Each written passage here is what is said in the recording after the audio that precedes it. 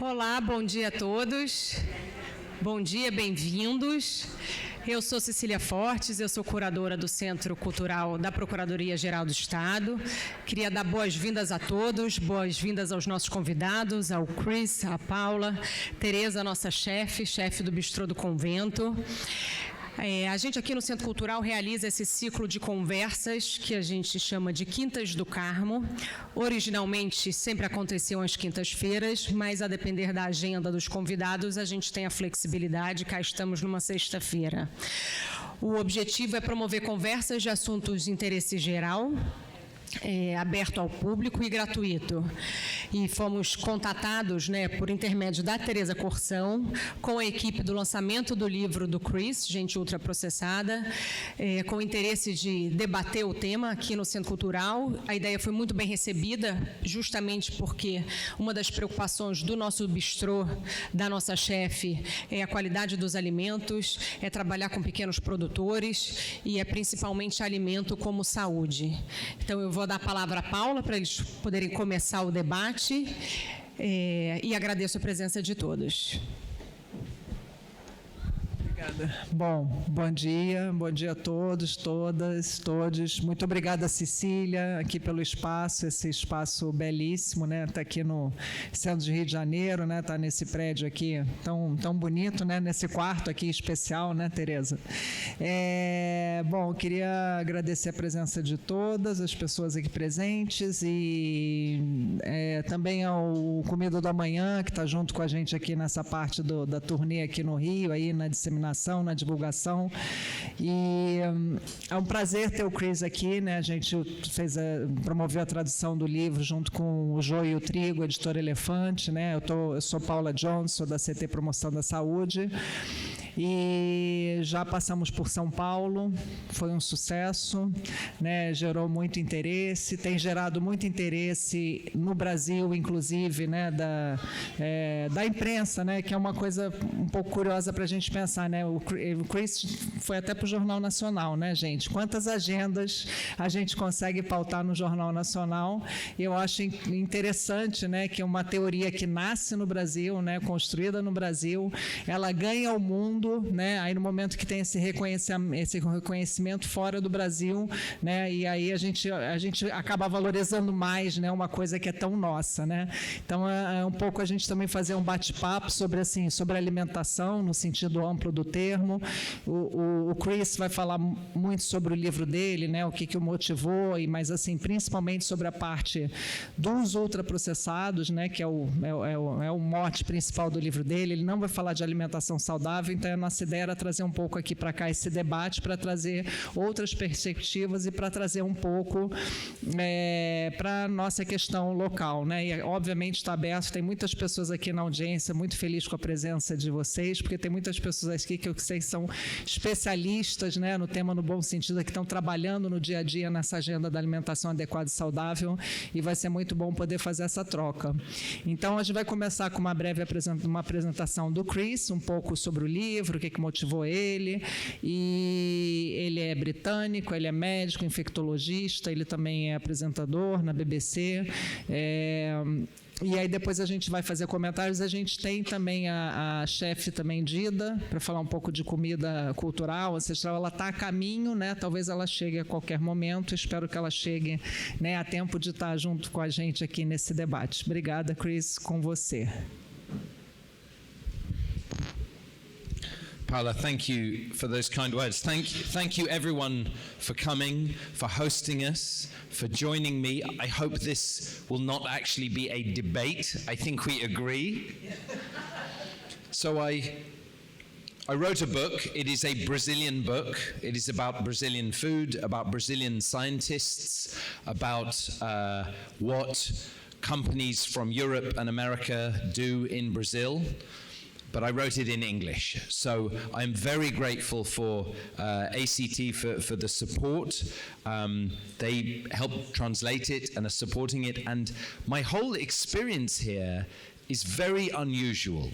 that I have come to Brazil to talk about food, but I am partnered with the Tobacco Control Alliance. And this makes total sense. It is one of the most important aspects of my trip, and I will try and explain why. So, actually, before I start, let me see, how am I going to do this? I'm going to have to press the button, but don't worry, we'll keep it there for a sec. So I published the book. This is a slide saying I do not take money from people. So we can just go back to the beginning. I'll just do this, sorry. I can do this. So after I published the book is very critical of the food industry. Oh, you want the translation? Sorry, I keep forgetting I don't speak Portuguese, and not everyone. You all speak very, very beautiful English. I published this book, and the book is very critical of the food industry. I name corporations, I name individuals who take money from the food industry, scientists, doctors. It felt important for me to say the names. So the book was very successful in the UK for a couple of months, and it was selling well. There was a lot of press coverage, and then this email arrived. And if you look at the bottom of the email, you can see the McDonald's logo. Okay, this was the first contact I had from the food industry. So this made me very worried, because I wanted to have... No, I'm going to read it out. No, don't worry. Yeah, no, I'm not going to read it out. I'm going to read from my phone. So I was very worried. I assume this will be from the McDonald's lawyers, saying that they will sue me, they will take my house, they will stop the publication of the book in the UK and in Brazil. But here is what it actually said. I'm interested, this is from a senior director at McDonald's, I'm interested in understanding whether Chris Van Tulleken carries out speaking engagements, and would he come to our workshop with our senior leadership team in October in Chicago. This is the best bit. I am keen, oh great, oh good, oh thank you. I am keen for an inspirational, thought-provoking, yet realistic ambassador on food and nutrition. So the first contact with the food industry is McDonald's want me to be an ambassador. And I'm very proud to speak to you today, here representing McDonald's and their wonderful products. No, I said no. So I don't take any money from any companies that affect human health. My research is government funded, and I work for our state healthcare system. These are some statistics in the UK. We are in a terrible crisis. A quarter of children and adults live with obesity in the UK. The obesity goes hand in hand with stunting. So children at the age of 5 are this much shorter in England and the UK than children in France, in Scandinavia, in Eastern Europe. That much shorter because of their diet. So I'm going to mainly talk about obesity. There is no question we eat more calories than we burn, but why? Why are we eating all the calories? That is what the team in Brazil solved. Let me, how am I going to do this? Maybe I stand here. Then I can see the slides. This is the graph of weight gain, and the line, the obesity prevalence in the United States, you can see it is stable until 1975, and it suddenly goes up for black people, white people, Hispanic people, men, women, all ages. Everyone goes up. So this tells us what does not cause obesity. It is not to do with willpower. It is not because people who live with obesity are weak or lazy. It is because the food environment changed. It is impossible to say that older black men and young white women and middle-aged Hispanic people all lost their willpower at the same time in 1975. Yes, that did not happen. Instead, the food industry changed the food environment. So I want to destroy the idea that it is people's fault when they gain weight. It is the fault of the food corporations. What about exercise? It seems very obvious that some of the reason that obesity in Brazil and in the United Kingdom is going up must be because we all sit down all day, yes? Seems obvious. This is what I learn at medical school. So exercise is a kind of medicine. So this phrase, exercise is medicine, you can see here, there's a little trademark. Who owns that phrase?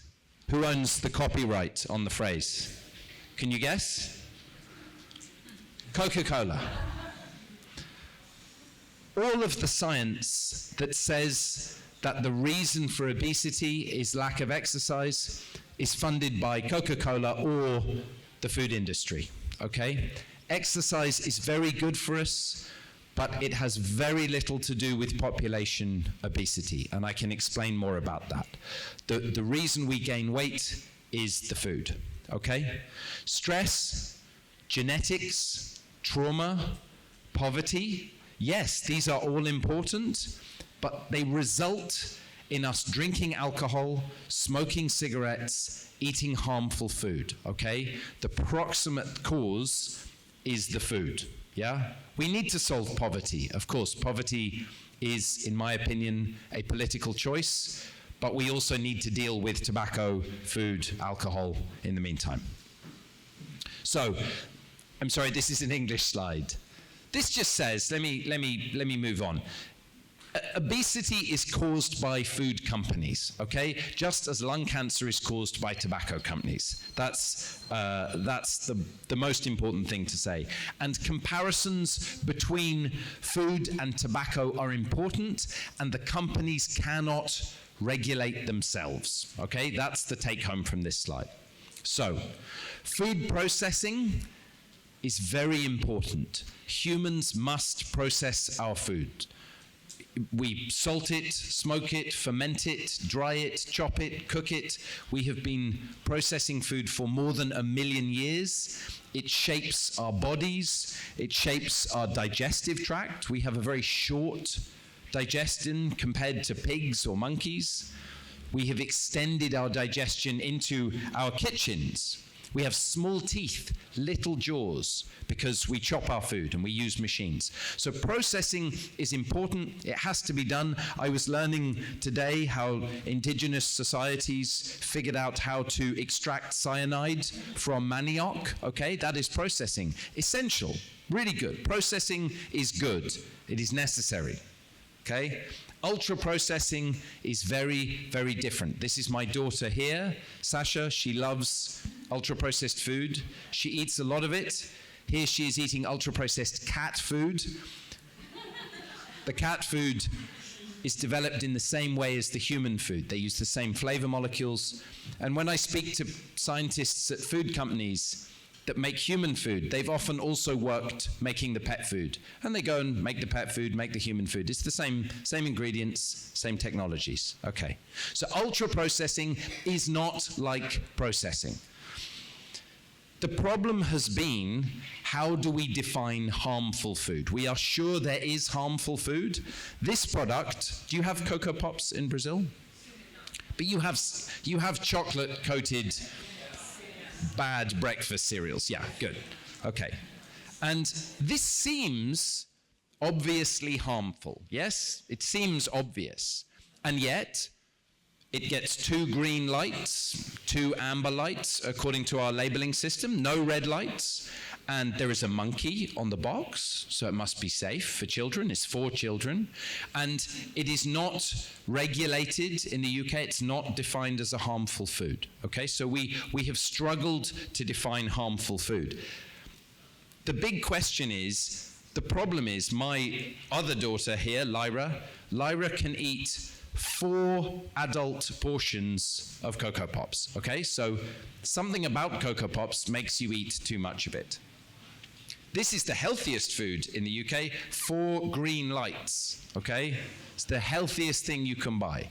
So something about the way we are thinking about food feels obviously wrong, but science was finding it very, very hard to say what the problem was until the team in Brazil, led by Carlos Monteiro, but many other people surrounding him at University of Sao Paulo, worked this out. So they noticed this nutrition transition in Brazil. Nestle, these door-to-door salespeople, I think this is in Rio, Nestle and other companies brought in these products, and so they created a very long definition of this food. Okay, there is the full definition on the right. It's a very beautiful, useful scientific definition. It's very long, but it's very useful. It has been used now in hundreds of research studies, so there is no question of its use. Okay, but it boils down to products with ingredients you don't use at home, all right? So xanthan gum, emulsifiers, flavorings, colorings, stabilizers, humectants. Anything with those ingredients is ultra-processed. The logic, when you cook food, you cook it because you love the people you cook it for. Teresa, you care about the people.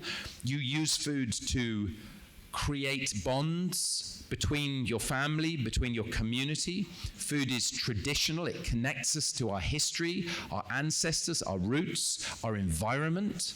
That is not the purpose of ultra-processed food. So to understand it, you have to imagine you are running a food company. There are only two ways. If you run a food company, Rosa, and I run a food company, there are two ways. Yeah, right. We're in competition. Rosa is making fists at me. We have to use the cheapest ingredients. My ingredients must be cheaper than yours. And we have to make our food as addictive as possible. So we start by chopping down tropical forest and we grow soy. Okay? This is the logic. Instead of eating the whole food and processing it, so this is the minimally processed food, instead we extract the oil, the fats, the starches, the carbohydrates, and the proteins from rice, wheat, corn, and soy.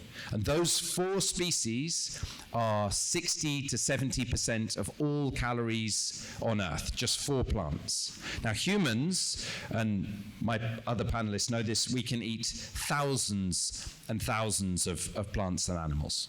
So the logic of ultra-processed food is to take real food, just four plants grown in tropical regions, destroy them, turn them into the ingredients for ultra-processed food, okay? And then to make it palatable, you emulsify, put additives, sweeteners, flavoring, coloring, stabilizers, and so on, okay? So it's very, very cheap. This is a good example. All of those ingredients you would not use at home. There's only one ingredient in this ice cream that you would find in a normal kitchen, and the ingredient is sugar, okay? So this is obviously harmful. A lot of ultra-processed food is sold as healthy. The natural bars, and I see these in Brazil, this kind of thing in Brazil. The Nutri-Grain bars, I mean, you know, this is not made using a lot of strawberries. Or this kind of food. There's the ingredients list for a popular vegan sandwich. Mono and diacetyl tartaric acid esters of mono and diglycerides of fatty acids. I don't know how the translator's going to do that. So when it comes to thinking about food, there is no perfect way of describing an individual product. Broccoli is not healthy. You can't live your whole life on broccoli. You could live a long time on hamburgers, but broccoli is part of a healthy diet. So humans eat diets. We don't eat just broccoli or just burgers. We have a dietary pattern. And that is what the ultra-processed food definition has told us, is that the ultra-processed food dietary pattern is what is harmful. It's the totality of all these products. Evidence. I'll skip through this. The food industry want to say ultra-processed food is not itself harmful. It's food eaten by poor people, by people who drink alcohol, by people who smoke cigarettes, okay? That is not true. We have now more than 80 of the studies of the type of science that linked tobacco products to cancer, and we have hundreds of experimental studies on the additives, on the properties, on the fat, salt, and sugar, okay? Ultra-processed food causes harms, not just weight gain. It causes cancer, inflammatory bowel disease, anxiety, depression, dementia, fatty liver disease, cardiovascular disease, stroke, and early death from all causes. Food has now overtaken tobacco as the leading cause of early death on planet Earth, okay? Which is why I think the tobacco activists are very interested in this. So there's lots and lots of evidence. I'll skip through this. The second question is, the food industry say, okay, maybe it's harmful, but it's just sugar, fat, and salt, okay? This is also not true. We can show it with the scientific research, but there's a really easy way of showing it. There's some fat, sugar, salt. Does anyone want to eat them? No. But if you use them in industrial formulations, they are one of the ways that our food companies can make you eat more food, okay? So yes, this food is very salty and sugary and fatty, but the important thing is you eat a lot of it because it is engineered so you can't stop eating it, okay? So, and the reason for that is the purpose of ultra-processed food is profit. It is not all the things that Teresa understands about food. It is profit. So we did some research where we asked a simple question. If you go on the Coca-Cola website today, you can do this now, you will see they are not really a soft drinks company. They are more like a charity, and they are dedicated to cleaning up plastic, okay? What Coca-Cola want more than anything in the world is to create a world without waste, okay? That is their number one goal. Philip Morris, the cigarette company, want to create a smoke-free world. That is their main goal. And it's McDonald's, Nestle, you can go on any of these websites.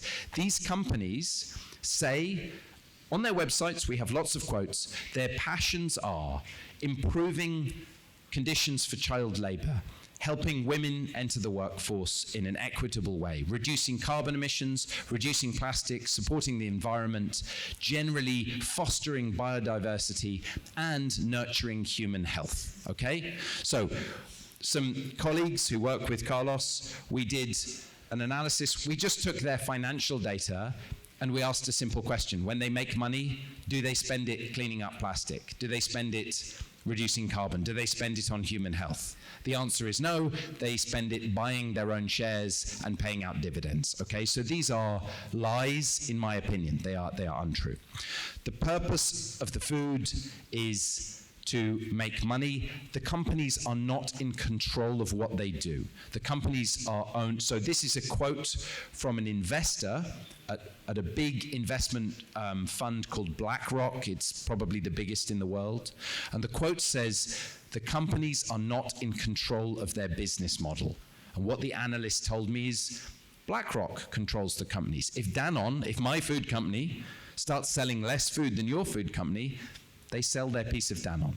So what this tells us is we have to have government control. The companies often want to change. This is the head of Danone. He, I think, did probably want to do some good.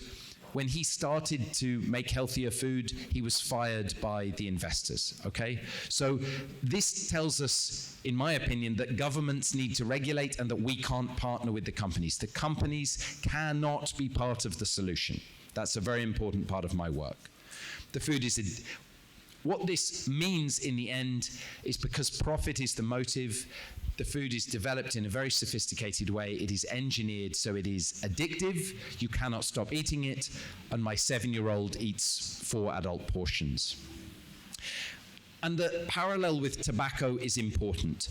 These were the 2 biggest tobacco companies in the world in the 1980s. And you can see Philip Morris, R.J. Reynolds bought the biggest food companies. The food industry and the tobacco industry were the same companies for many, many years, okay? So I am learning so much being here in Brazil with ACT about how to regulate food using the lessons from tobacco control. And they took their marketing techniques and they applied it to the kids' food. And the companies lean into this idea of addiction. Do you have the word crave? In Brazil, if you crave something, it's like an addiction. This is how would you say? What would the word be? If you would crave a cigarette, you would crave cocaine. This breakfast, I won't try and pronounce it. So this cereal is called, addiction. So the invitation in my book is written with this. This is a very famous quit smoking book, and it's recommended by the World Health Organization because it helps people to quit smoking. And has anyone used this book, The Easy Way to Quit Smoking? So the instruction is you must smoke while you read the book. You keep smoking, you read about cigarettes, and you're never told to stop smoking. So I took this psychology, and the first thing in my book is I invite you to keep eating the food. If you eat the food, you learn about the food. It's the best way of understanding it. And by the end of the book, my hope is that you will not want this food anymore.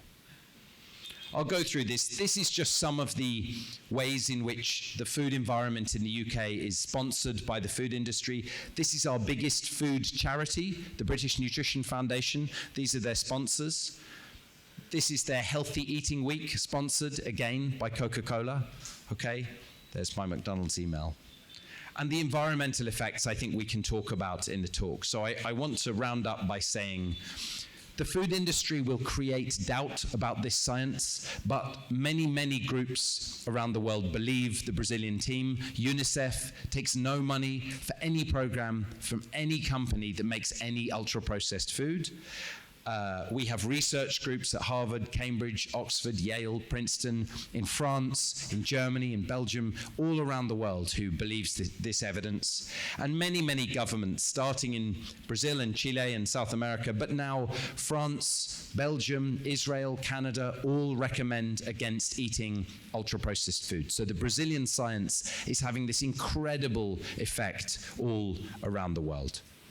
So we need warning labels on food, as you've done in some countries in South America. This is how we should be labeling food. And we need to get rid of all of the relationships. This slide basically says, in the United Kingdom, the food charities, the food scientists, the universities, and the Scientific Nutrition Committee, they are all paid by these companies, okay? And those relationships must end. That, in my opinion, is one of the most important lessons to learn from tobacco control. Okay, I probably talked for too long, but thank you all very much for listening.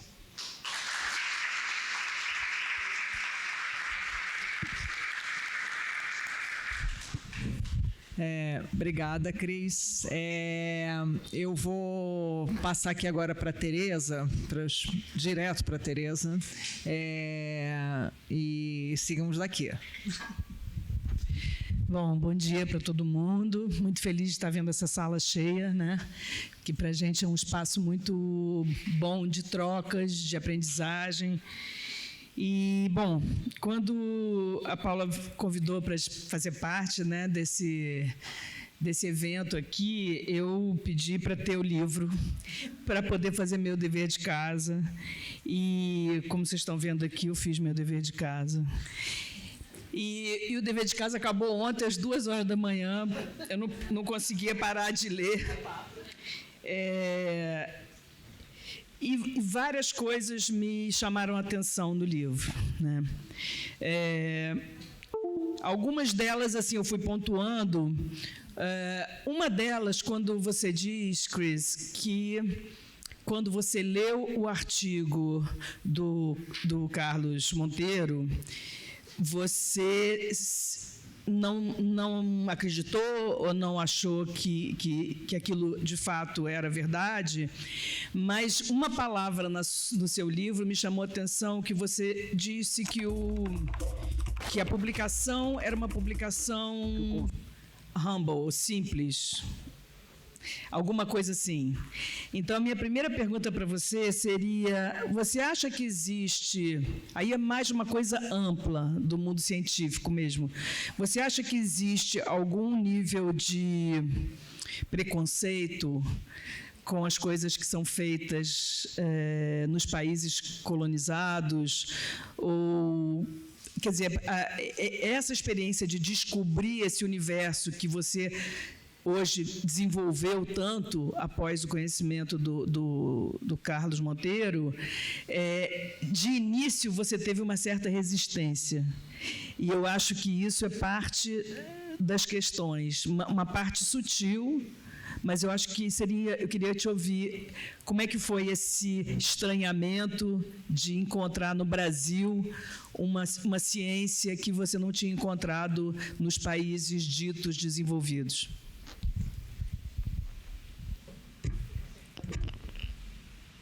Is that working? I love this question, Teresa, and maybe it is not a comfortable one to ask me, but you are not the first person in Brazil to raise this. I'm in such a different mindset today than I was 4 or 5 years ago that it is almost hard to remember. I suspect that unconscious bias or racism, maybe racism isn't the right word, but the prejudice that people from the global north feel about scientists and all work done in the global south. And in the book, I say I was a bit skeptical of the Brazilian science, but there was this paper from America which seemed to prove it correct. So it's like, oh, I believe Brazilian scientists once Kevin Hall and his team say it's okay. I have to say, look, I think that is a very valid observation. However, the science from Brazil has taken over the world. And so this is the most talked about subject in the UK media over the last year, also in the US media. I mean, the book was very popular in America and in Canada, and has sold all around the world. So maybe the discomfort is I feel that I have taken this idea from Brazil and written a book about it, and it's once it comes out of my mouth, then it becomes more audible to a global audience. I will maybe also say countries in general are interested in their own output, and America is the exception. We all, in some weird way, admire Americans or American stuff. They have huge global influence and power. But so it may not be as simple as prejudice from the global north. But now what I want to say is my mindset is very much that I am trying to take back the lessons I am learning here from ACT. And the activism here is so clever because in the UK we do science and then we write papers and no one listens, and that's the way we do things. Here, Carlos Monteiro and his team, from the very beginning, on that paper, there is a journalist, Jeffrey Cannon, and there are scientists who are not nutritional epidemiologists. And so now Carlos and the team are working with the Tobacco Control Alliance, with Rita Lobo and Rodrigo Oliveira and the chefs. And I come to Brazil and I meet Brazilian food royalty, people like you. So it's a very, very integrated form of activism that I think is very powerful. So, yes, I hope that answers the question. Posso fazer a segunda pergunta? Então, isso vai caber diretamente para a segunda. Oh, sorry. Então, a sua resposta vai caber diretamente para uma segunda pergunta que eu tinha anotado aqui. Bom, eu sou de uma geração que tinha uma alimentação em casa muito longe dos ultraprocessados. Detalhes como, por exemplo, um ensopadinho de carne, sempre era ensopadinho de carne com uma verdura. Coisas que hoje são tidas como comida saudável, na minha infância era comida normal. As porções eram menores, né? E só que a equação precisa levar em conta que na minha infância, na minha casa, dos meus pais, existiam 3 pessoas trabalhando nos bastidores para que aquela comida fosse para a mesa. Então, a questão de quem cozinha é uma questão que eu acho que tem que entrar nesse raciocínio. E também, outra questão que eu acho que é igualmente preponderante para que pessoas corram para os ultraprocessados é tempo. Então, o tempo, hoje em dia, está muito escasso para todo mundo. No pós-pandemia, a gente dobrou o trabalho. Não existem mais barreiras físicas para o trabalho, nem de tempo.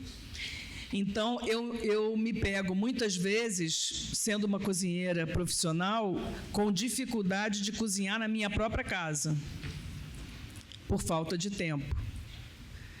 Então, a gente tem, de um lado, uma sociedade no Brasil que comia muito bem na década de 50, 60, porque tinham essas pessoas nos bastidores cozinhando para a gente, né? Num sistema trabalhista muito complexo e muito desigual.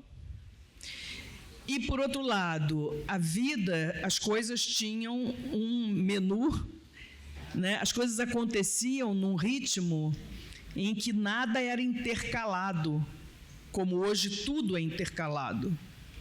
Então, você fazia o seu café da manhã, você não estava com o celular olhando, você ia fazer alguma coisa, trabalhar, você estava você saía, pegava um carro, pegava o ônibus para ir trabalhar. Então, as coisas tinham suas divisões, seus espaços. E hoje a gente vive numa sociedade de multi-espaços e multitempo, tudo junto e misturado, e aí as pessoas correm para aquilo que está pronto. We're using the phone while we do.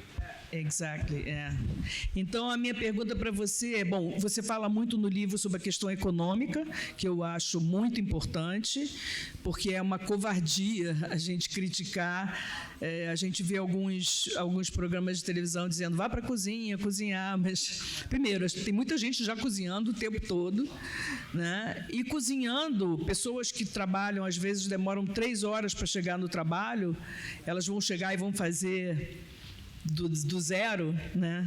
Não vão. Então, são questões meio periféricas numa questão que é a escolha do alimento. A escolha não é livre, né? Então, eu queria que você falasse sobre isso.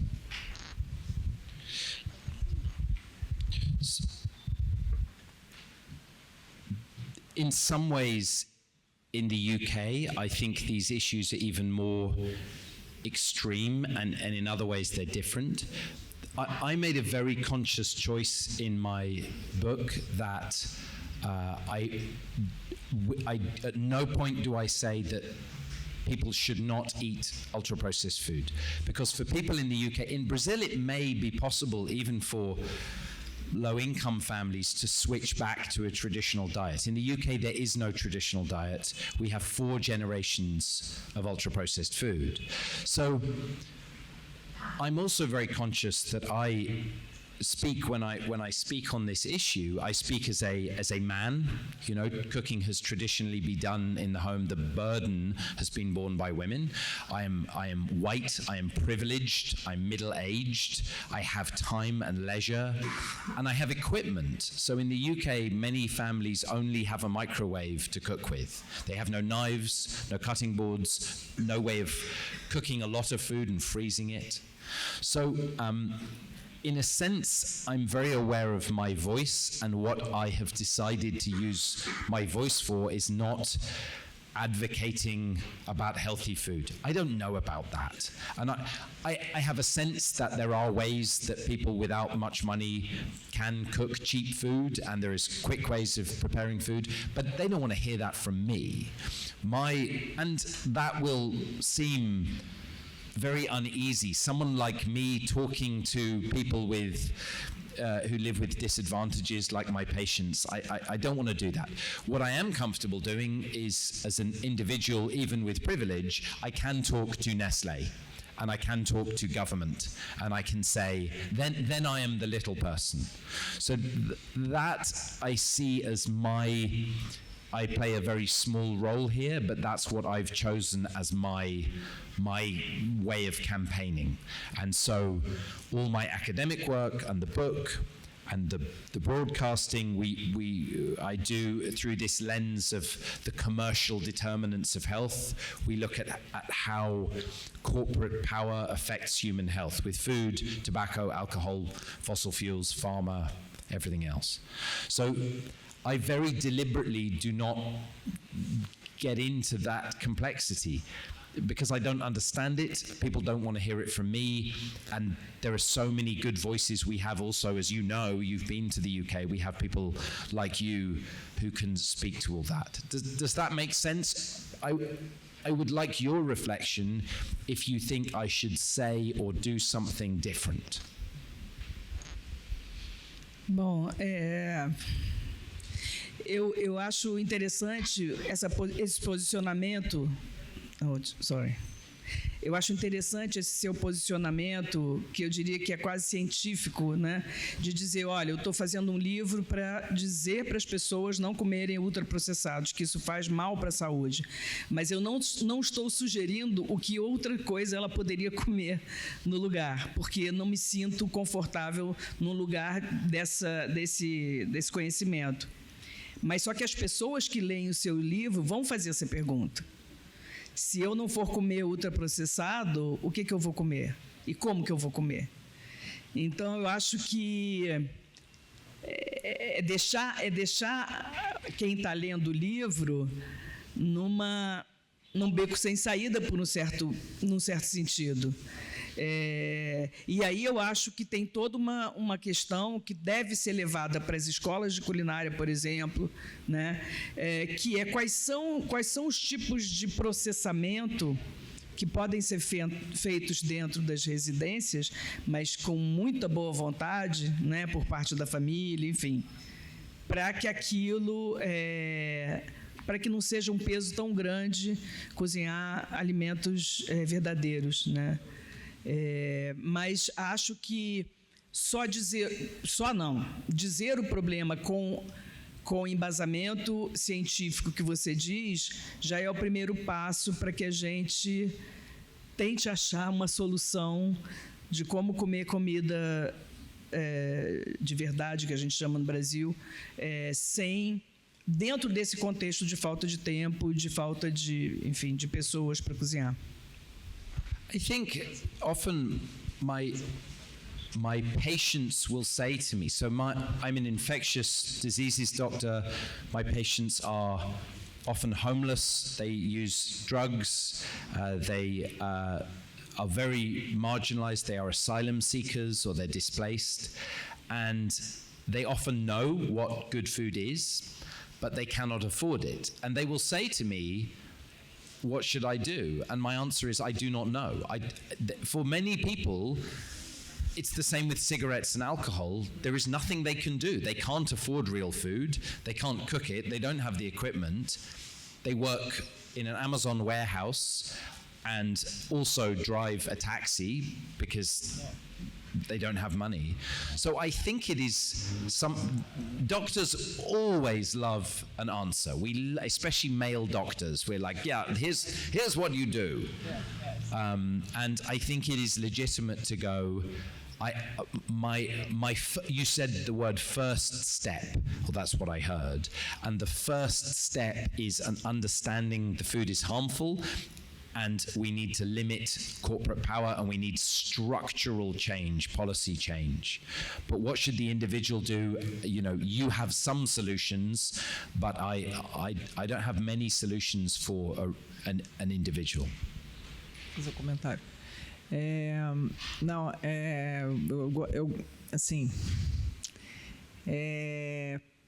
Para a CT, que a gente está aqui nessa agenda de advocacy, né, de incidência por política pública que mude essas questões sistêmicas, né, o livro dialoga muito bem, né, porque justamente assim, qual é o nosso lugar nessa história, no sentido de por que a gente está vivendo essa realidade que a gente vive. Então, parte do que você traz, né, Tereza, sobre as desigualdades, né, todas as dificuldades, toda a questão de acesso, né, o que fazer, porque a gente tira muito foco do indivíduo e tenta colocar o foco, o que tem que mudar na sociedade para que o indivíduo possa ter condições de ter uma vida mais saudável, mas as mudanças não podem estar colocadas na responsabilidade individual, né? Um pouco tirar o foco da responsabilidade do indivíduo, entender muito o contexto que ele está.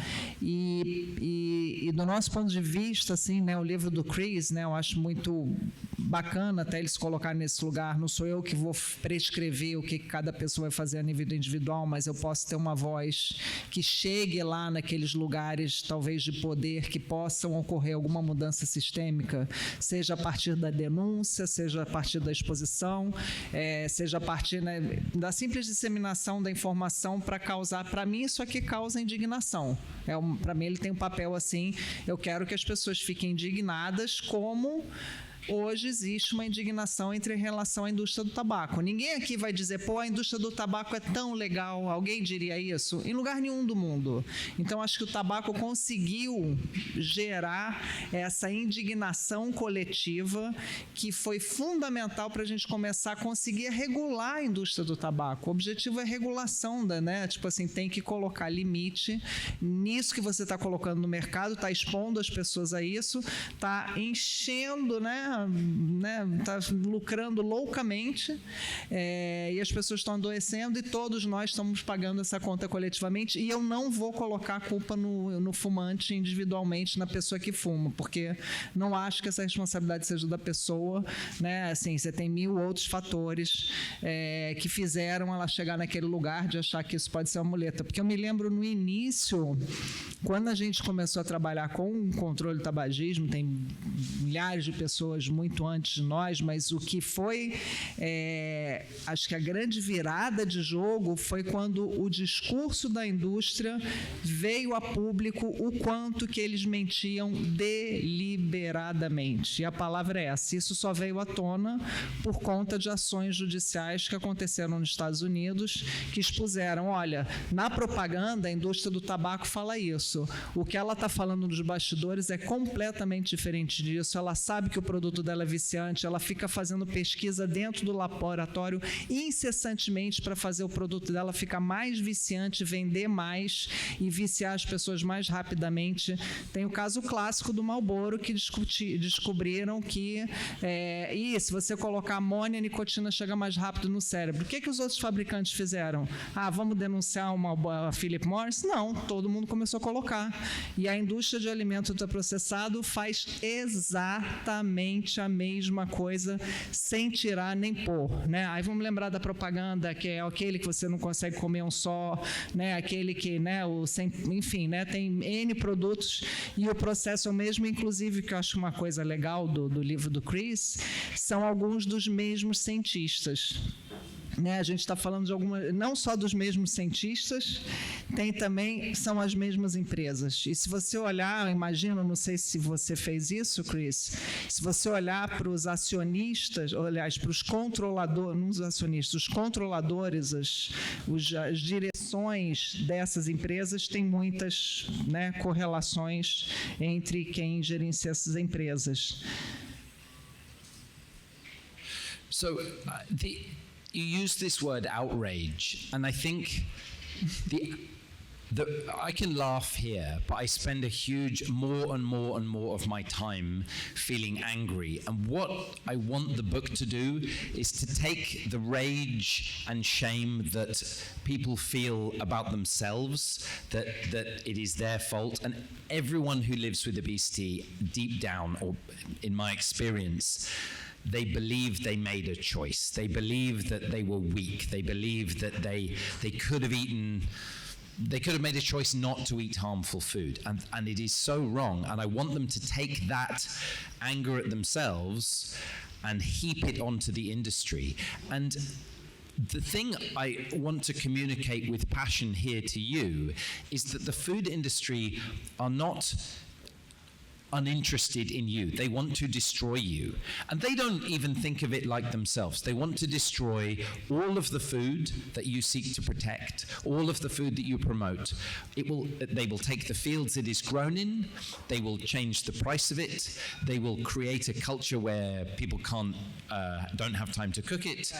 They will suppress the knowledge of people like you using billions of dollars of marketing, and they will take over. And so there aren't many people like you. So I think I just want people to direct exactly all that tobacco rage at the food industry. And it is just the food industry. Like we don't even need to say the ultra-processed food industry, because if we talk about Nestle, Danone, McDonald's, Kraft Heinz, Mondelez, Pepsi-Lay, they only make, really, to an approximation, they really only make ultra-processed food.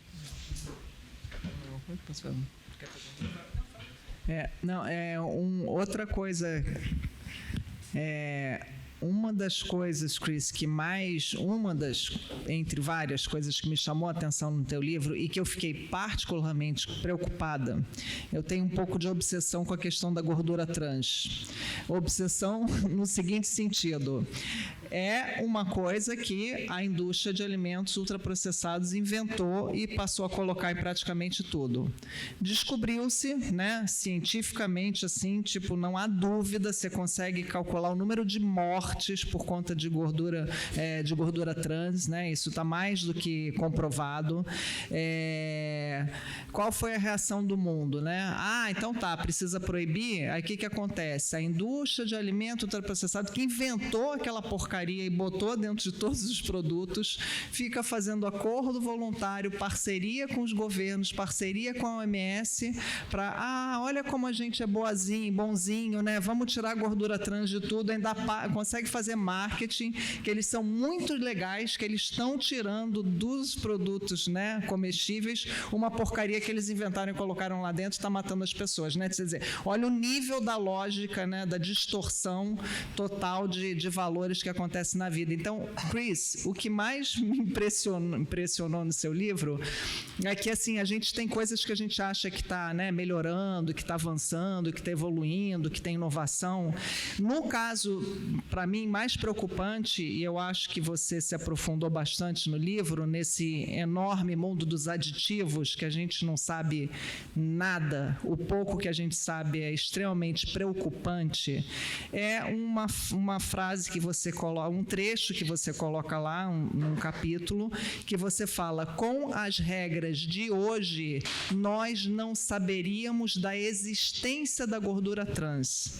Porque, assim, foi colocado aquilo lá, mas as empresas tinham uma obrigação de informar o que tinha para, né, o órgão regulador. Hoje em dia, elas sequer têm a obrigação de informar o que elas colocam no produto. Ou seja, a gente não saberia da existência de gordura trans. Então, eu acho isso particularmente assustador, porque elas estão colocando um monte de coisa, várias inovações para a lógica de ficar mais barato, mais viciante, vender mais, e elas não têm nem que informar mais sobre isso. Quer dizer, elas não têm ônus de provar absolutamente nada, né? Enquanto que a sociedade, a gente tenta regular uma coisa óbvia, como seja proteger a alimentação das crianças no ambiente escolar, a gente tem que provar tudo, né? Eles não têm que provar nada. A gente tem que provar, inclusive, que marketing funciona para vender, que eu acho que é uma coisa mais absurda de ter que provar isso, né? Provar que marketing funciona é patético, mas essa coisa dos aditivos, Chris. There was I love that you have reflected this back. I hadn't even really thought of this. It's like they added poison, and now they're like, oh, now the food is poison-free. It's like, why was there poison in it?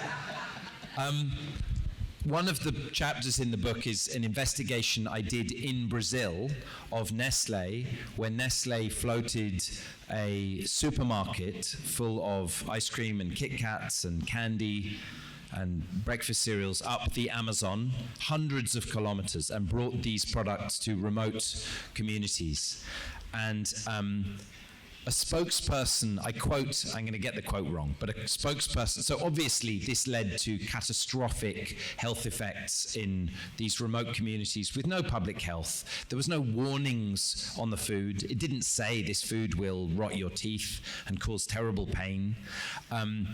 And a spokesperson for Nestlé afterwards, once the New York Times exposed it, they said, well, we didn't anticipate what all the effects would be. Now, Nestlé styles themselves not as a chocolate company, they are a nutrition company. They have a nutrition institute, and their slogan is good food, good life, I think, in Europe.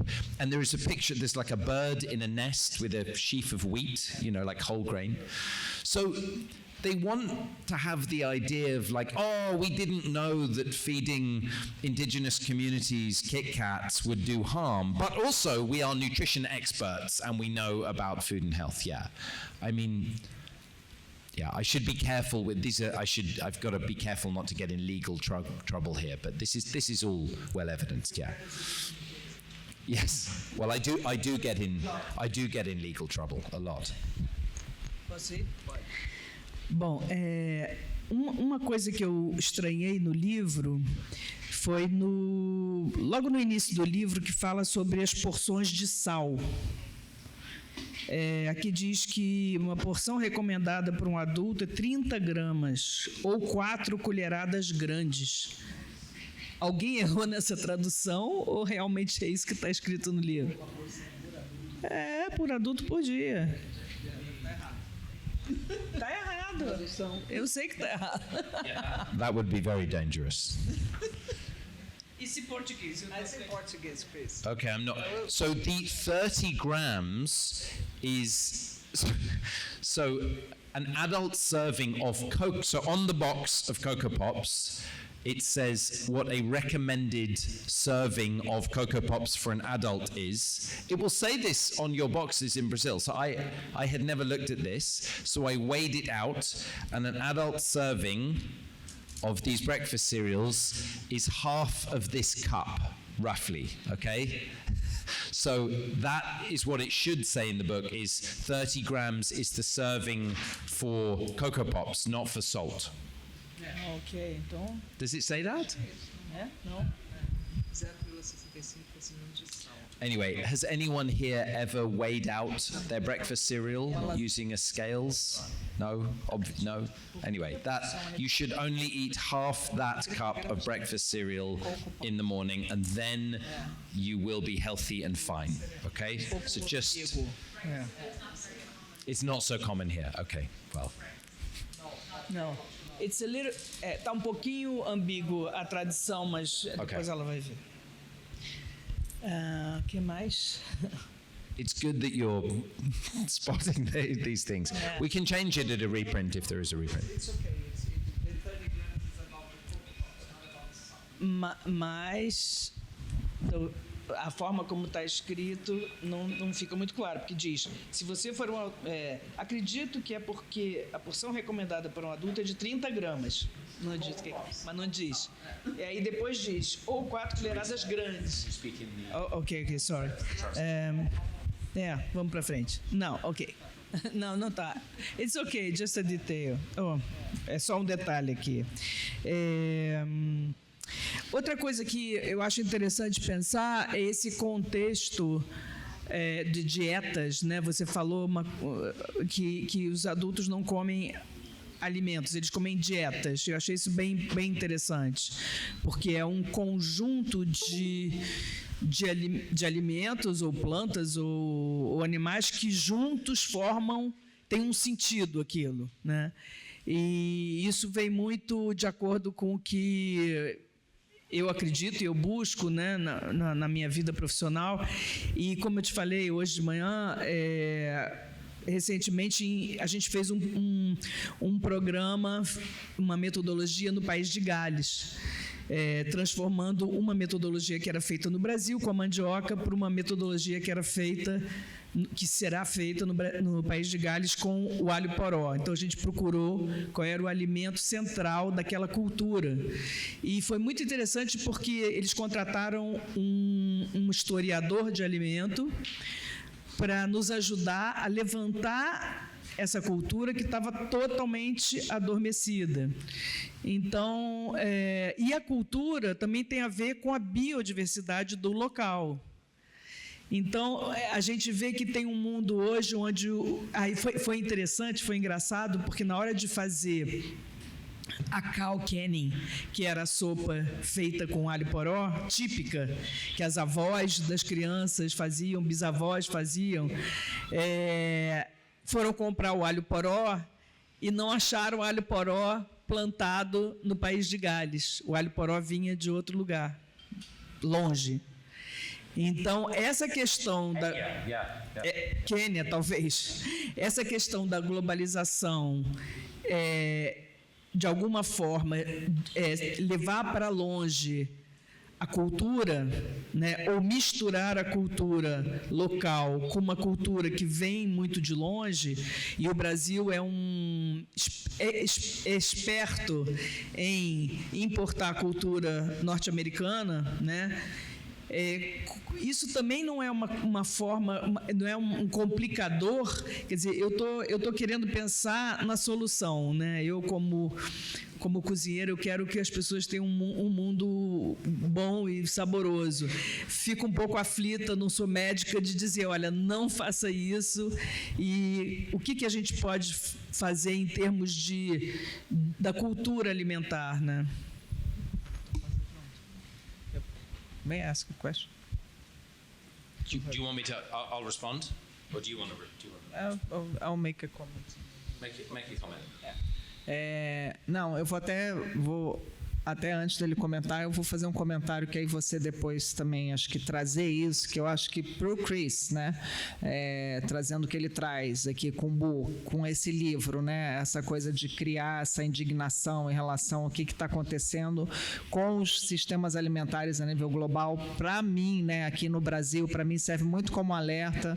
Olha o que aconteceu, né, no norte global, no Reino Unido, nos Estados Unidos, 60% das calorias ou até mais vem dos alimentos ultraprocessados. Você fazer um caminho de volta desse cenário é obviamente muito mais difícil do que a gente aqui no Brasil preservar a comida de verdade, continuar comendo nosso arroz com feijão, fruta, legume, verdura, né, de assim, a comida, né, e você não necessariamente, aí tem toda a discussão da desigualdade, mas tem todas as questões de outros equipamentos públicos que também podem fornecer comida de verdade. Então você tem vários equipamentos públicos, outras políticas públicas que podem dar acesso à comida de verdade. Eu acho que tudo isso tem que entrar nessa discussão. Mas aí, já comentando um pouco, e já até pedindo depois, Tereza, para você comentar, porque eu acho que você já está fazendo isso de alguma forma, né? Você, na tua atividade, você está fazendo isso. Eu queria ouvir de você, porque você já fez seja da descoberta dos produtores de alimento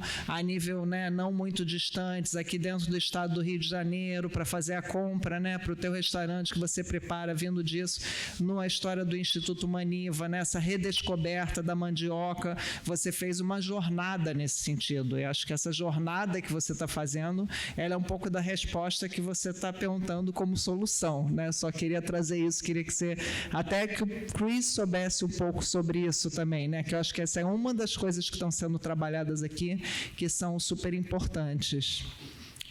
You want to say something about that and then we'll get back to her? Acho que ele fala. I mean, my answer is fairly simple, which is I have two solutions. You are one of them. There is a sense, I think, among many people that real food sells itself, that that if we sort of teach kids to cook and we promote the health benefits and the cultural benefits, that will be good. But it won't work because the food industry has to destroy. If you're selling your food, they can't sell their food. So if people cook at home, people don't buy their products. So, because the food industry does not make money from ingredients. They don't really make money from raw chicken and from beans and leeks. So my project is, the technical aspects are, and I've changed my mind on this, you got to tax it. You have to tax it. Tax is really, really, really, really important. You got to be careful. It's not quite like cigarettes. In the UK, many people live on ultra-processed bread and beans, so you've got to be really careful. You have to have health justice and health equality. Like, that's everything you do is to improve that, so you don't make food more expensive. You take the tax and you use it to make your food cheaper. You then stop all the marketing. You ban all food marketing of everything. You just end it. If you label food with big warning labels, the warning labels do a little bit, but the most important thing is if a food has a warning label, it can't say that it is healthy. If the food has a warning label, it can't say low fat, low sugar, low salt, full of whole grain, promotes bone growth in children, supports your family's health. Okay, you have to get rid of the health claims. And if a food has a warning label, it can't have a cartoon character. It can't be sold in a school. It can't be on a low shelf in a supermarket. If a food has 4 warning labels, it gets a big tax. So there's like all that tobacco control stuff, and only when we've done that can you flourish, because then people do go, this is what everyone says to me is, well, what the hell am I meant to eat? And in the UK, I'm like, I don't know, there's nothing. At least in Brazil, we can say, well. So that half of the solution is like limit corporate power, and that's the other. I just want to add this.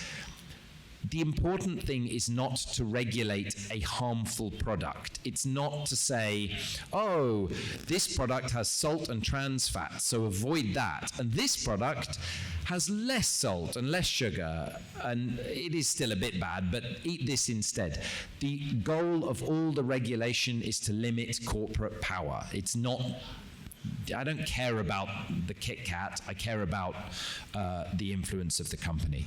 So now I want to hear, like, so the other half is allowing you and the real food community to flourish and give people another thing to turn to.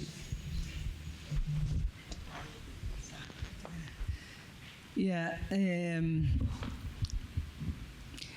eu acho que nós nos distanciamos dessa comida, dessa dieta, como você falou, desse conjunto de alimentos, né? Nós nos distanciamos por uma série de motivos. E talvez eu fiquei pensando muito nas escolas de culinária, né? Que hoje formam cozinheiros para serem chefes de televisão, né? De shows na televisão, de programas de televisão. Então, toda a educação está sendo levada para ele ser um cozinheiro de uma elite ou de uma pessoa que assiste o programa e não necessariamente come. Isso é um dado que eu acho surreal. Muitas pessoas, não sei esse dado numérico, mas muitas pessoas assistem programas de culinária e não cozinham, comem chips, né, enquanto estão. Então, eu acho que talvez uma política, né, uma atenção para essa questão do pré-preparo não industrial nas escolas fosse super importante.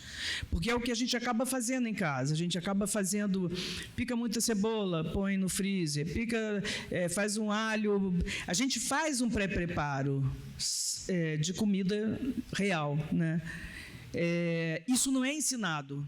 O que é ensinado é fazer um produto super sofisticado, super lindo esteticamente, que você comeria num restaurante. E eu acho que a gente está perdendo uma oportunidade de criar uma contraposição à questão de ultraprocessados. E eu saio daqui hoje feliz porque eu estou percebendo que eu achava que os ultraprocessados, que os ultraprocessados eram inimigos meus, mas eu estou descobrindo que eu sou inimiga dos ultraprocessados, coisa que eu não sabia. Então isso traz um ativismo, ao ativismo nosso, né? Uma outra questão que a gente tem uma força, né, para poder lutar contra, não só contra, mas também quais são as formas de se poder continuar a ter uma comida feita a partir de plantas, animais, etc. Eu queria saber se tem também alguma pergunta, comentário de qualquer pessoa. Vou passar aqui um pouco o microfone. Cecília também está à vontade. Paula, can I say one thing to that? Because something you said was so, and I'm sorry, I do want to, but what you said was so, I've never thought of this. We love cooking television in the UK. We love it. And you love our chefs. You all know Jamie Oliver, okay? So, well, Jamie Oliver with JBS. So JBS Oliver.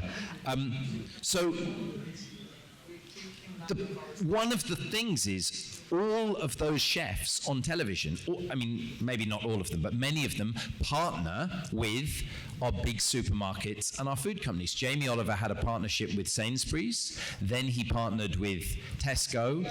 He set up a food charity that was then funded indirectly by money from, and resources from the food industry. So, yeah, it's just such a beautiful point that you can watch food television all day while you order your McDonald's or KFC, yeah. So I think that is a really interesting bit of activism, is how do we connect children to actual food, not TV food. You can teach every single subject on the curriculum using food. You can teach writing and reading, you can teach science, mathematics, human biology, chemistry, physics, history, culture, economics. The whole school could just be food from age 4 to age 18, and every lesson could be making food. So that would, anyway, this is very stimulating for me. Sorry, I'm talking too much. Let's go to questions. Então, muito obrigada, acho que foi incrível toda a conversa que a gente teve aqui hoje, e é muito bom poder ter o Cris aqui hoje para poder trocar algumas coisas e fazer algumas perguntas.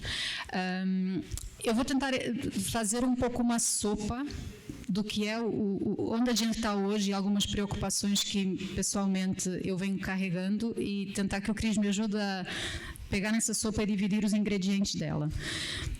Eu acho que existe todo o processo do crescimento da indústria dos ultraprocessados e da indústria de alimentos, ela acompanha muito a história social que a gente tem e a forma de relacionamento que a gente tem enquanto sociedade. O que é que eu quero dizer com isso? Quando a indústria do ultraprocessado chega num primeiro momento, o que ela vende é praticidade. Ela vende a mulher sair da cozinha e ela vai ocupar esse lugar da produção, então você vai ter mais tempo para a família, e vende a praticidade. Quando esse discurso da praticidade deixa de fazer sentido, ela começa a vender o sabor. Compra porque é gostoso, compra porque é delicioso.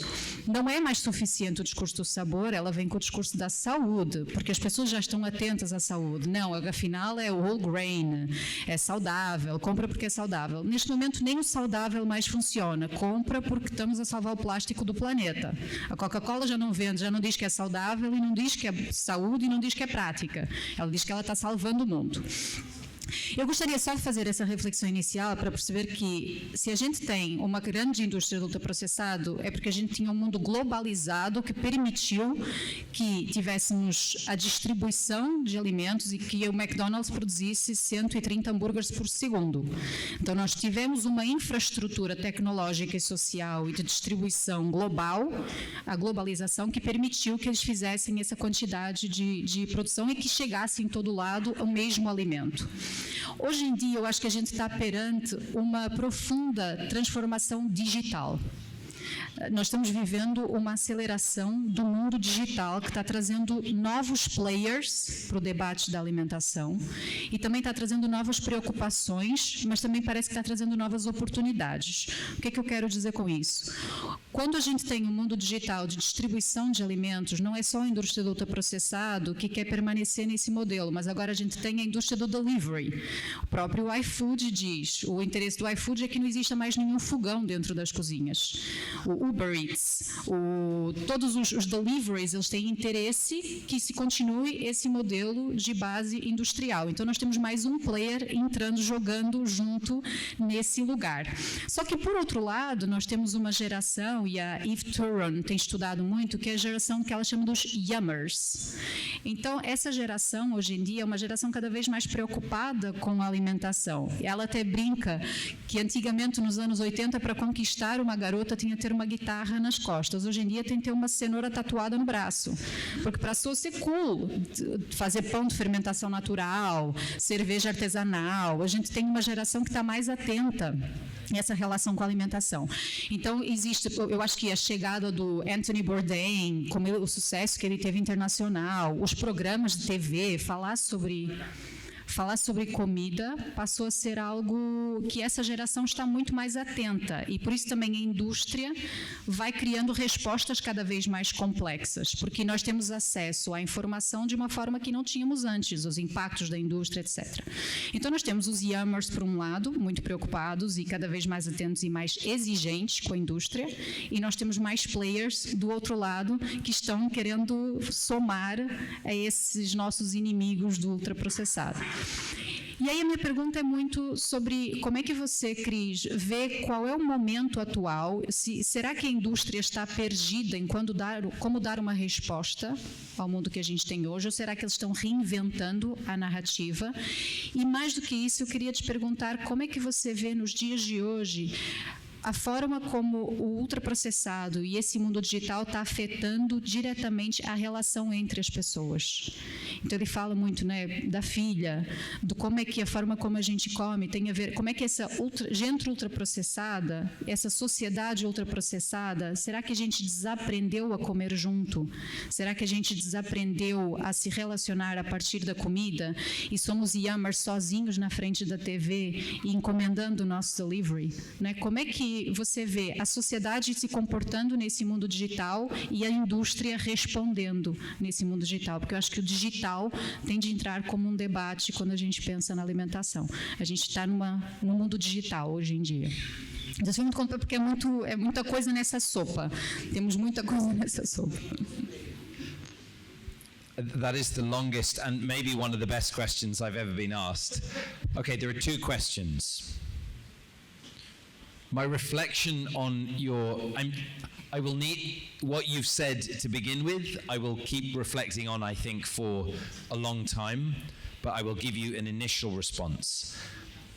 All of these different tools of argument that industry use, that you put this chain so elegantly. We are on the side of women, we make life convenient, we're feeding the world, our food is healthy. Okay, it's not healthy, but it is delicious. It's not delicious, but it is cool. The organizing principle, I would say, is that they are in an arms race with truth. Okay, and the deep truth is that the purpose of what publicly limited transnational corporations do is they deliver value to their owners. Okay, that is their only function. It is their only possible function. And whether what they end up doing is good or bad is irrelevant. They will do whatever is needed to deliver value to the owners. And the owners have quite diverse interests. So when the Yummers, who are the Yummers? The Yummers are like the foodie middle classes, start pushing back and saying we want sourdough bread and home fermented beer, industry does two things. First of all, they start making sourdough bread, and they change in the UK the law, they've lobbied for ingredients lists that do not include processing agents.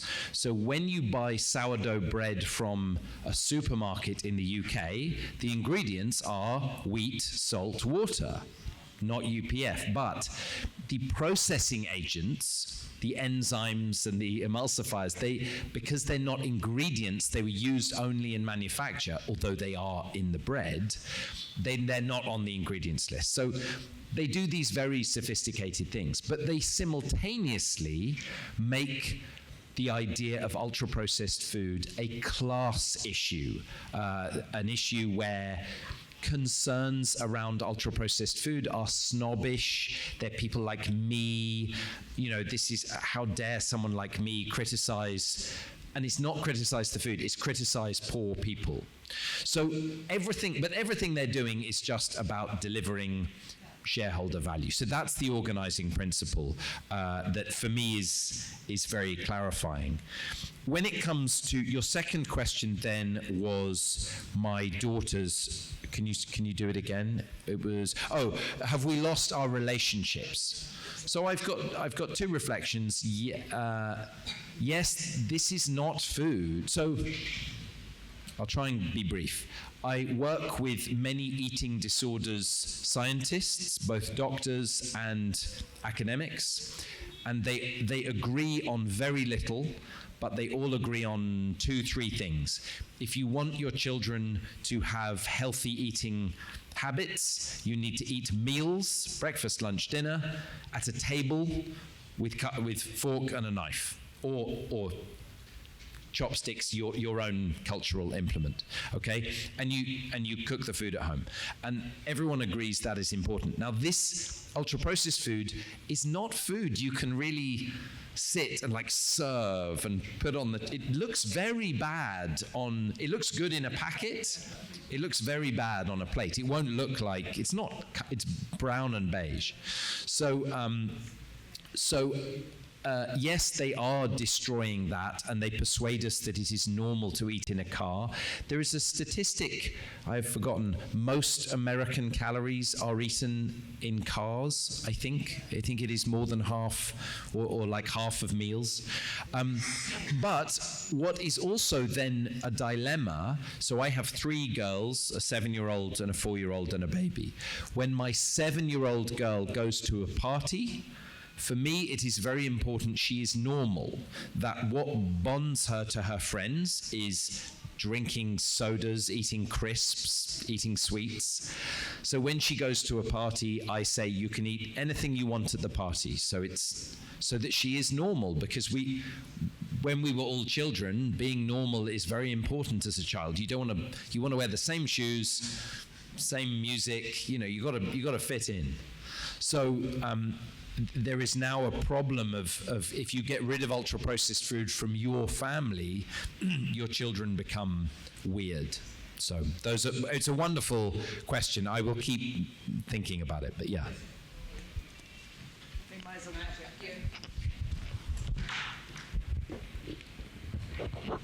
Rosa, this has to be briefer. Chris, sobre comunicação.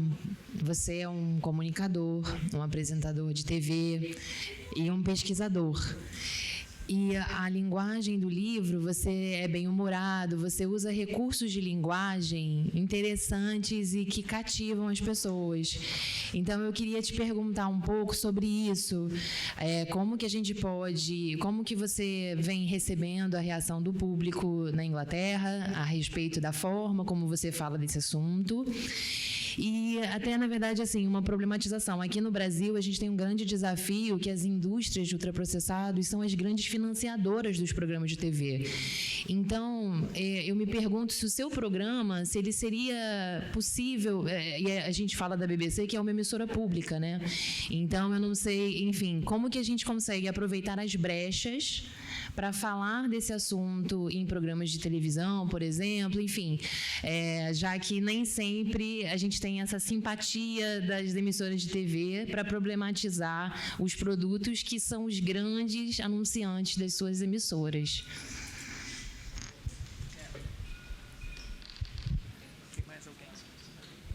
So And I would like Teresa's reflection on this, but a lot of the time I'm just trying to say as little as possible about individuals and weight, and I'm trying to make sure that no one can accuse me of being a snob, of hating women, so I do a lot of infant formula research and work, and I work very hard on what we call framing. So when I criticize the formula industry, I'm very careful to say, I am trying to improve life for children who use formula. I am not promoting breastfeeding. I don't care. I do not care how women feed their children. I don't care what any of you eat. I care that life is equitable and just. And I've learned this because I did it badly for many years. I used to make programs with titles like How to Lose Weight or What's the Right Diet for You on the BBC. And we would celebrate weight loss. It's like, anyway, so I did it badly for a long time, and so I have learned to not be awful, or to be less awful. What was the second bit?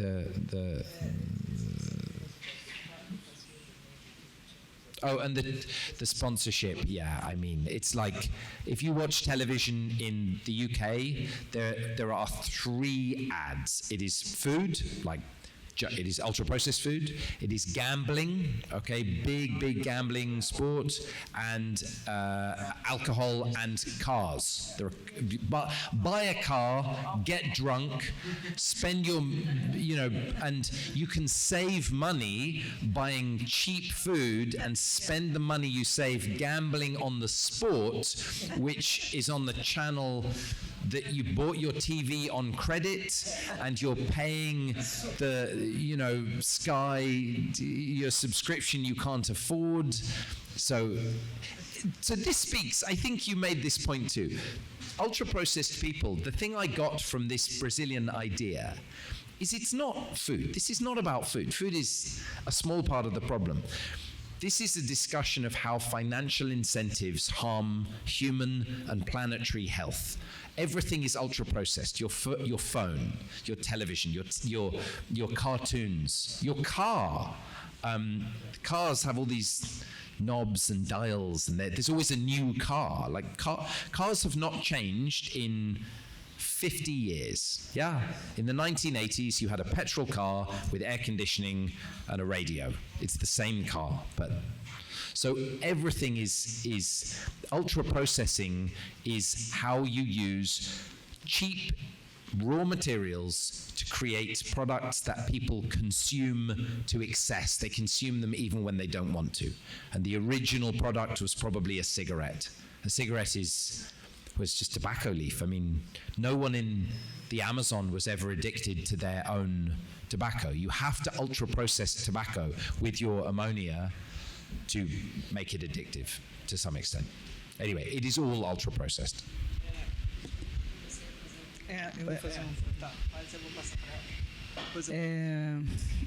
Bom, adorei sua pergunta, porque eu acho que uma das coisas que a gente quer fazer é tornar agradável um discurso que pode ser chato. E o que a gente vê hoje como padrão é uma tomada de poder do mundo da propaganda em espaços que antes não eram feitos, esse tipo de coisa. Por exemplo, no Brasil a gente tem a cultura da novela ou dos programas de auditório. Algumas décadas atrás, os anunciantes entravam nos intervalos de um capítulo, né, da novela. Hoje em dia, Chris, no meio do ato teatral, a pessoa pega e diz assim: olha que maravilha essa água mineral, no meio, você pode imaginar num teatro em Londres, de repente, no meio do palco, a pessoa pegar um produto e dizer: olha, isso aqui é muito bom, leve para sua casa. É ridículo, mas não é tido como ridículo para as pessoas ultraprocessadas que estão assistindo. Então, eu achei interessante essa sua colocação sobre a questão da comunicação. A gente tem um termo em português que é ecochato. Já fui chamada de ecochata muitas vezes. E como faz... Eco-boring. Tree hugger. No, I'm not a... Mas, então, eu acho que, voltando à questão dela, da comunicação, eu acho que o seu livro... Você falou, meu livro não é sobre comida. Eu acho que o seu livro agora, eu entendo ele como um livro sobre poder e sobre liberdade. Porque como que a gente vai poder ser livre e ter uma vida boa por essas escolhas, sejam elas quais forem, sem ter essa manipulação invisível que muitas vezes acontece e a gente não está percebendo. Eu tenho mais uma pergunta, depois eu vou fazer uma propaganda, depois a gente vai fechar, depois vai ter autógrafo e a Tereza tem uma surpresa para o Chris, né? Tá. Que é para ser público, né? Tá. Então, primeiro você. Oi, boa tarde, bom dia, não sei. Eu vou partir de uma inquietação pessoal para depois tentar propor uma reflexão / pergunta, não só para o Cris, mas para todos nós, eu acho que dentro da sala. A pergunta, no caso. A minha inquietação é que eu sou estudante de nutrição no último período, e eu estou descobrindo ainda esse mundo para além da escola, da faculdade, desse mundo muito pessoal nosso da juventude. Também recém-nascida na pandemia, até a pandemia, o mundo trabalhista, capitalista era uma coisa e depois agora tornou-se completamente outro. E eu sinto que a minha geração é a primeira que parte nesse mundo, que está nascendo nesse mundo, que vai se colocar dentro de um mercado de trabalho completamente novo, que ninguém até então tem nenhuma concepção, nenhuma dica, nenhum caminho, nada para dar para a gente está descobrindo, tentando se colocar nesse local.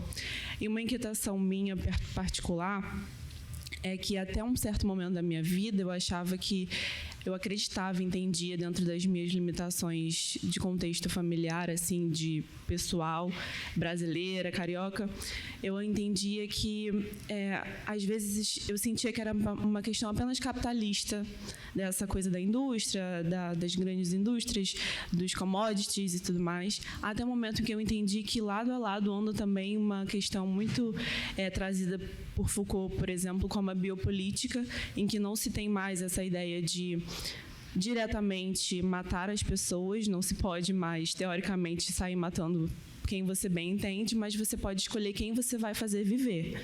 Você pode escolher quais meios você vai dar para quais pessoas para fazer elas viverem com a melhor qualidade possível. E aí, quando eu penso no Brasil, trazendo isso com qualidade péssimas de saúde, de educação, de trabalho e tudo mais, me dá uma inquietação absurda no sentido de, caramba, é muita coisa. Se fosse só uma coisa, se fosse só o capitalismo num sentido mais singular, seria uma coisa. Era uma coisa que eu pensava que talvez a gente desse conta em algum momento. Mas hoje, eu me vejo muito pessimista no sentido de, cara, o que eu vou fazer? É uma coisa meio... Não tem para onde ir, assim. A saúde, a gente tenta ir pela saúde, aí a gente dá 2 passos e volta 10. Aí a gente vai pela educação, a gente dá 2 passos e volta 10. Então, eu me sinto, primeiro, essa minha inquietação, essa minha angústia. Para a minha pergunta, a partir dessa reflexão, de quanto que vocês, enquanto esses espaços positivos, grandes, por exemplo, o Cris está passando no Jornal Nacional, visto em todo o Brasil, em todos os cantos, como que esses lugares são usados de experiências, de contextos e acadêmicos e estudos e tudo mais para alcançar esse público jovem que está vindo agora e que tem que dar seguimento a isso, senão vai ser um trabalho até certo ponto perdido, enquanto que nós, jovens, podemos não ser tão pessimistas e tentar pensar de uma forma mais tranquila e calma, de que a gente não precisa estar tão angustiado para chegar em um certo ponto. Essa é a pergunta. Can you hold for that one for another question so that we can close up? Can you hold 1 second for one extra question, then we go back to us?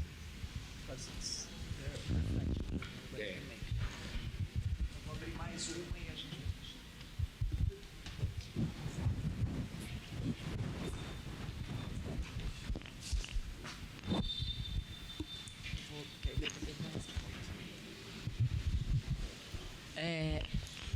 Posso ir, Paulo? Ele vai responder. Bom, a minha primeira pergunta, eu sou Mariana, sou jornalista, eu trabalho num projeto que boa parte das pessoas aqui já conhece, que é o Joio e o Trigo. A minha primeira pergunta já foi parcialmente respondida pela minha colega em relação à comunicação. Eu queria saber especificamente em relação ao jornalismo, como essa discussão está colocada no Reino Unido. Aqui no Brasil, a gente teve de uns anos para cá um aumento, né, nas menções à palavra ultraprocessada na imprensa de um modo geral. Não sei como isso está lá, né, se já é um termo disseminado ou se há resistência. E a minha segunda pergunta é sobre essa, mais para o Cris como médico, né? O que ele pensa sobre essa nova geração de medicamentos para o tratamento da obesidade sendo vendidas como a grande solução, né, para a questão que o mundo enfrenta e, enfim, como é que isso tem se colocado na Inglaterra? Obrigada. Agora, several very important questions. Agora uma rodada final aqui para todo mundo refletir sobre as perguntas, são bem profundas, para a gente ir fechando. Chris, are you ready? I want to start. What was your name?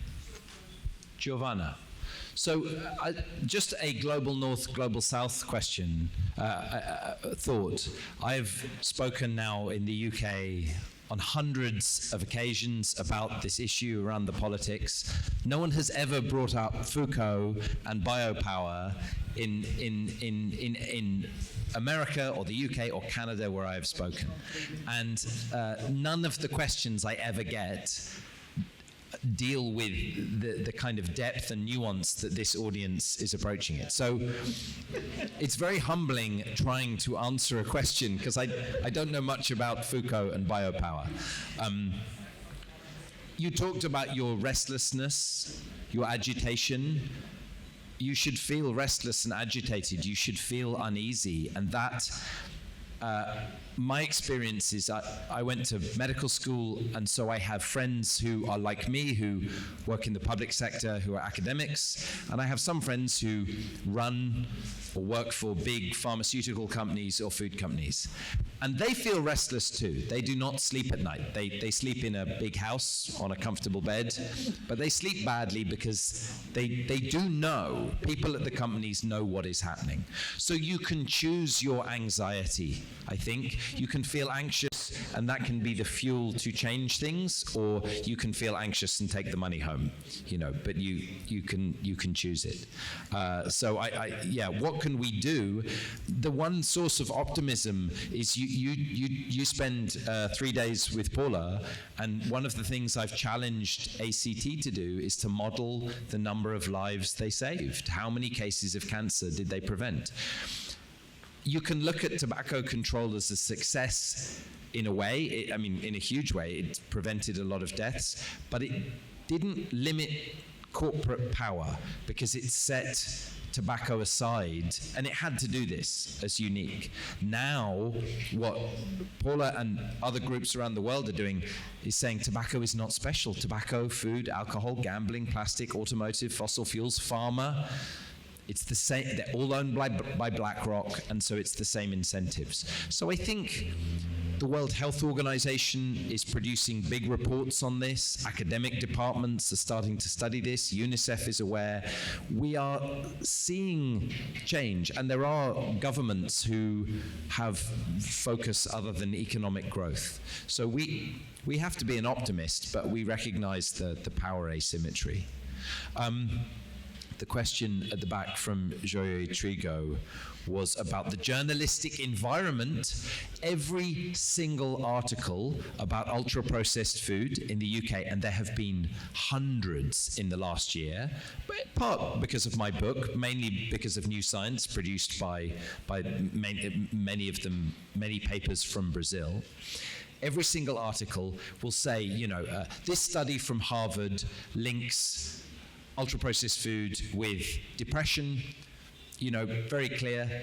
The final quote is very often from someone who says, this was an epidemiological study. It shows association, not causation. The term ultra-processed food is very controversial, and this is not resolved. And that is how the articles end, often. The reason is twofold. That scientist who is quoted last is often funded by Mars, Pepsi, Nestle, Coca-Cola, and the quotes come from the Science Media Center. They gather up the quotes, and the Science Media Center, I put up a very quick slide, is funded by Nestle, Procter & Gamble, Coca-Cola, and so on. So the journalistic environment is very, very challenging. We need.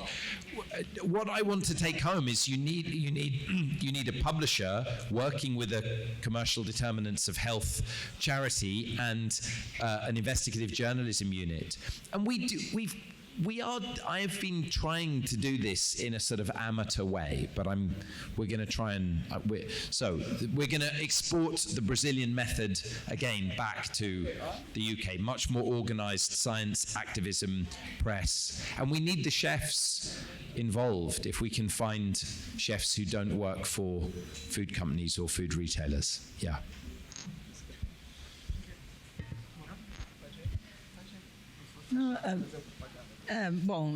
Para final, né, que você quer? Eu vou falar mais uma coisinha. Tá. Você que fala. Pode dar seu presente agora. Quer dar seu presente? Vou dar presente agora. Não, eu saio muito estimulada assim a pensar e a ver onde estão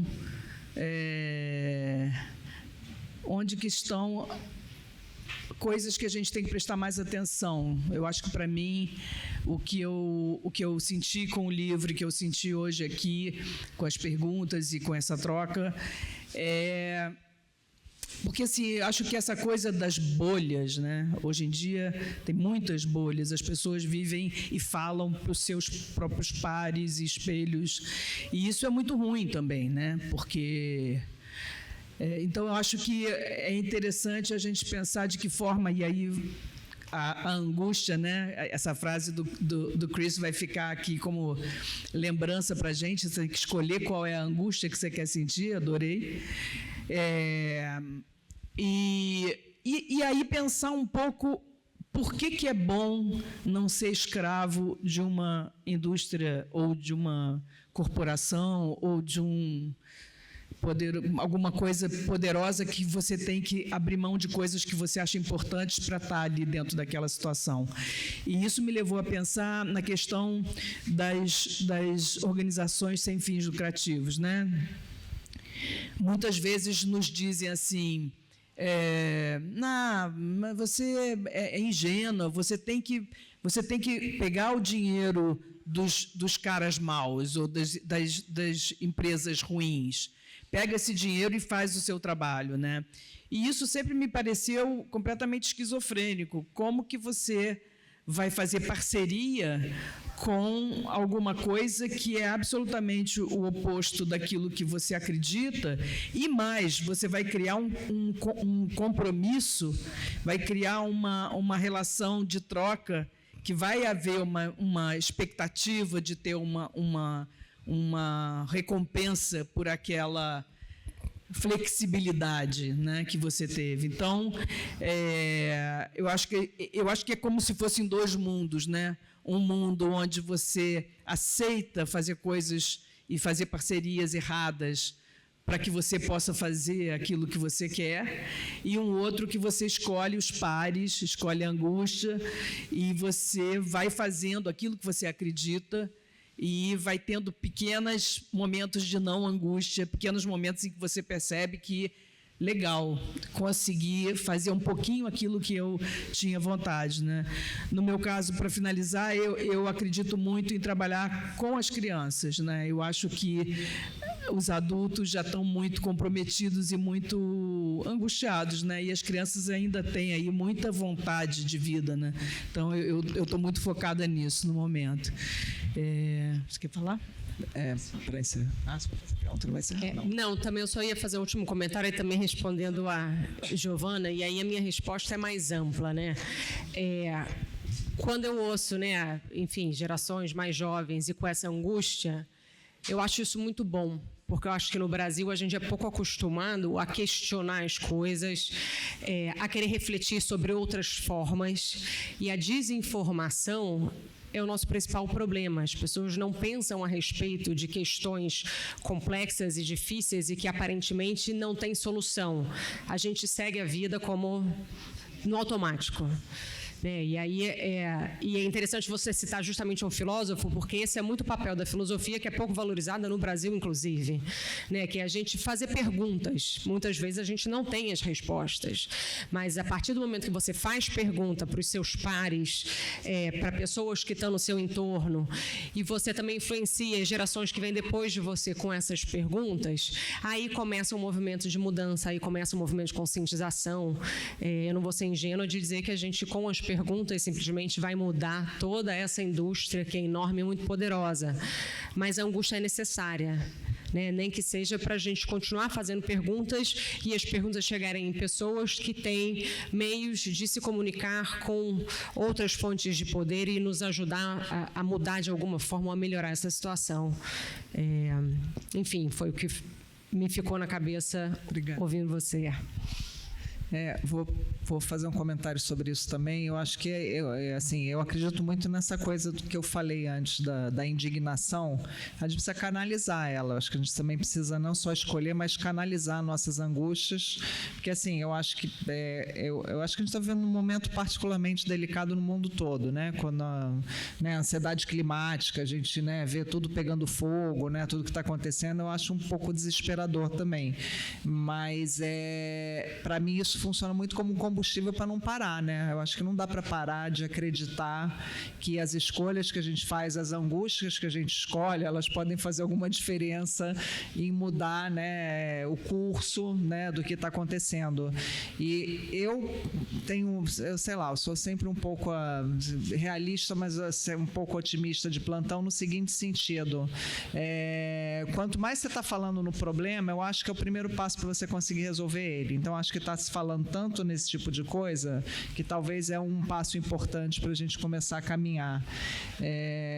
E assim, até convido todo mundo a ser ativista, né, gente? Acho que todo mundo, não importa onde esteja nessa vida, pode contribuir, pode participar, pode colaborar, pode ser ativista, seja no seu jantar em família, no grupo da família, enfim, onde for, no espaço que você está atuando, na sua profissão, qualquer profissão. Eu acho que é uma coisa assim, qualquer um de nós pode ser um ativista onde a gente atua com base, né, no que a gente tem de informação, no que a gente tem de conhecimento. E aí, claro, fica sempre o convite, faz parte da rede ACT, da Aliança pela Alimentação Adequada e Saudável, que são os espaços que a gente tenta organizar esses ativismos aí, né, para fazer frente, nesse campo aí, em particular da alimentação. Eu acho que, eu não sei se o Chris respondeu sobre a questão das drogas farmacêuticas para emagrecer, então talvez só voltar a isso, essa pergunta. Você quer comentar? Tá. E depois I'll do that very quickly. They're like chemotherapy for lung cancer. So it's great to have some chemotherapy for lung cancer. It doesn't work very well, but it helps some people. The obesity drugs do not work as well as the press says they do, but they do definitely help, and they're one of the best treatments we have.